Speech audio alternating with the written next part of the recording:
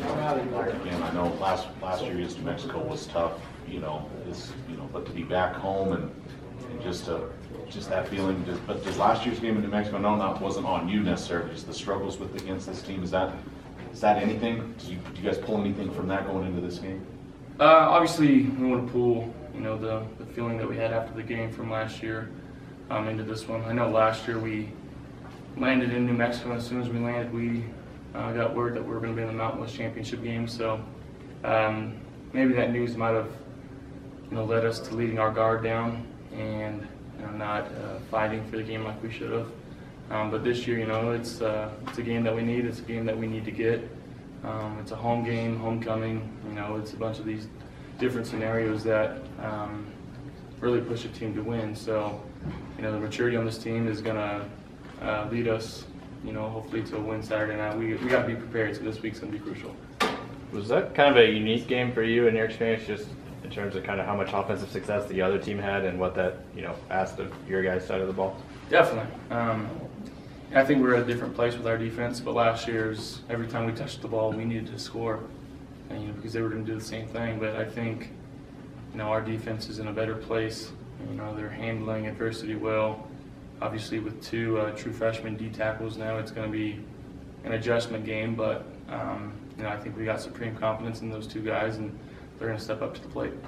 Josh, I know at the start of the season, Milo was a starter running back, and Nico was right up there. Now, Trey's getting the majority of the carries in Milo, and Nico certainly have different roles now, but it seems like they're still contributing roles. Just from the quarterback and the captain standpoint, what have you seen as those guys, how they've adapted to some new roles and embraced them and things like that? They've embraced them well, and they all kind of find certain things to do well. Milo's returning kicks now. It's good to see that, and he comes in on some crucial plays that we need him to come into. And Nico, our third down back, whether it be blocking or a 2-minute drive where he's got to go out and catch a pass and try to get a first down. He's come up big in a few spots for us.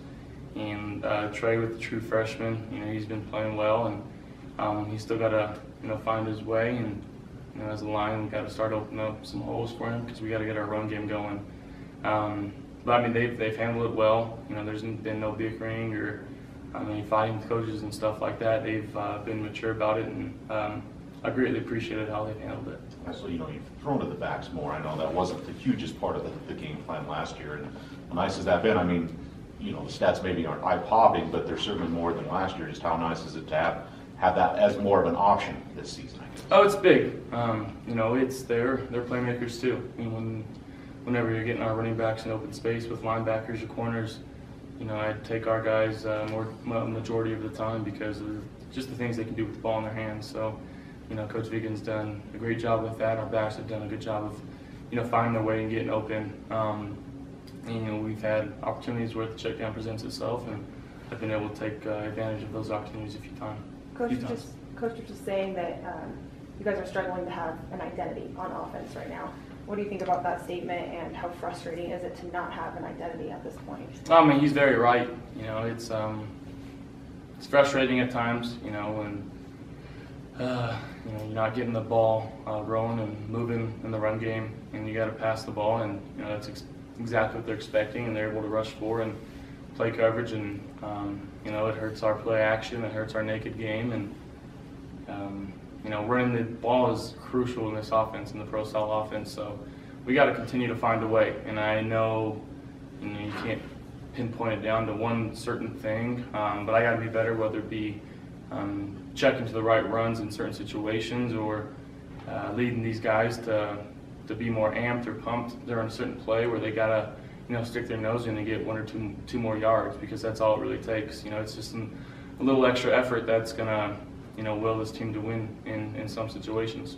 How much can you look at the offensive line and just kind of the moving pieces that you guys have had over the course of the last several weeks as to maybe not a reason why you guys haven't been able to kind of get going offensively? It's been tough. We lost Ryan for a couple games, lost KJ for a couple games, and we lost Zoe for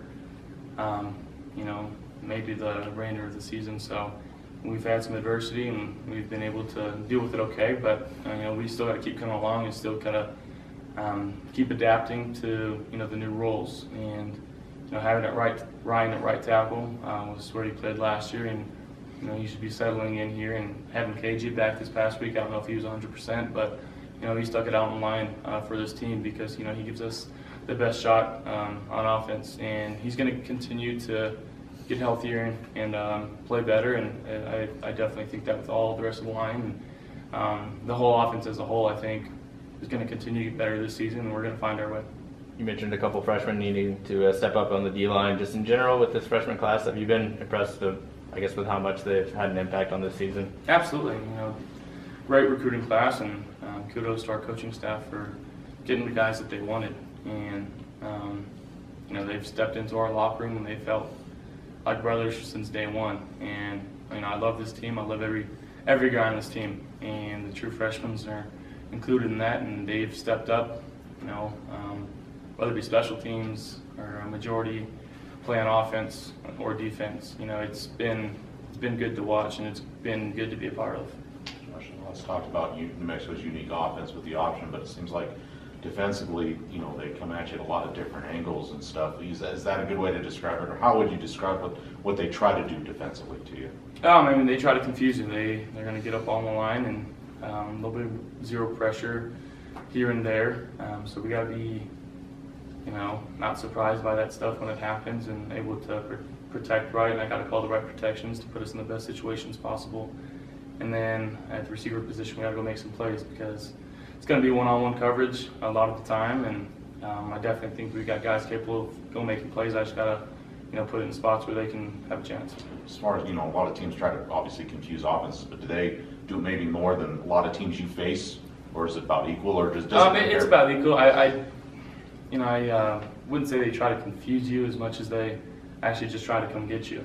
And that's a confusing part in itself, and it's kind of a weird defense to handle. But with the coaching staff that we have, and the options that we can put into play, I definitely think we got a good chance. And this coaching staff hasn't beat these guys in 3 years, and I'm anxious to get on the field Saturday and first of all go through practice this week and establish a game plan, and be that first team to beat them under this coaching staff.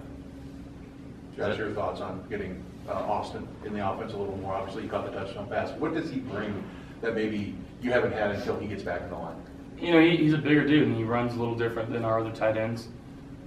He's a pass catcher, and he's able to do some good things in that situation. So we're going to continue to incorporate him and try to find ways to get him the ball, because with the ball in his hand, he's a dangerous dude because he's big, he's fast, and he can go catch. So we'll continue to look for him. You mentioned the staff hasn't beaten New Mexico, and it's the only team on the mountainside that you guys haven't beaten under Coach Bull. Is that something that you guys are kind of aware of? Absolutely, we know that, and we're going to go into this game with a lot riding on it, because I wouldn't say it's a do or die situation, but I do think it's a must-win in order to keep our Mountain West Conference hopes alive. So, the captains this week will be preaching that to the guys on the team, and I don't have any doubt that we're going to respond in a great way.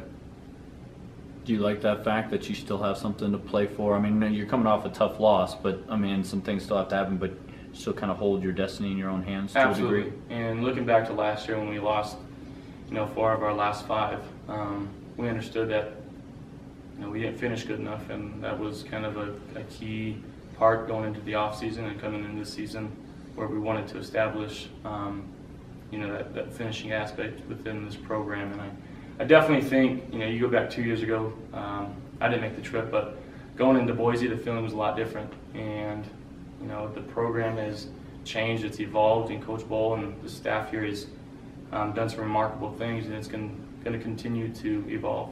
This is a program that's establishing a championship mindset, and you can't ask for anything better than that when you got a bunch of guys that are moving in one direction towards the same goal, and that's the Mountain West Conference Championship.